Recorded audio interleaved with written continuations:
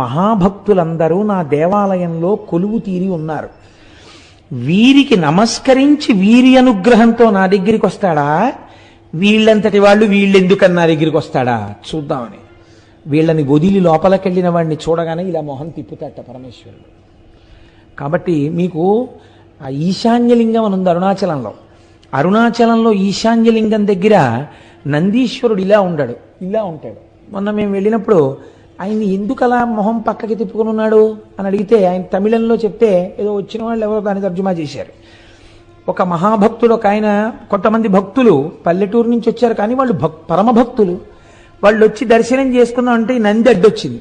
అడ్డొస్తే వాళ్ళు శివుడికి చెప్పారు, ఈశ్వర నీ దర్శనం చేసుకుందాం అంటే నంది అడ్డొస్తోందని. ఆయన అన్నాడు, నా భక్తులకు కనపడే వరకు కాసేపు మొహం అలా పక్కకి తిప్పన్నాడు. అందుకని ఇలా పెట్టాడు ఆయన. మళ్ళీ నువ్వు ఇటు తిప్పచ్చు అనలేదు. ఏమో ఇలాంటి వాళ్ళు ఇంకా వస్తారేమో, అలా ఉండు కాసేపు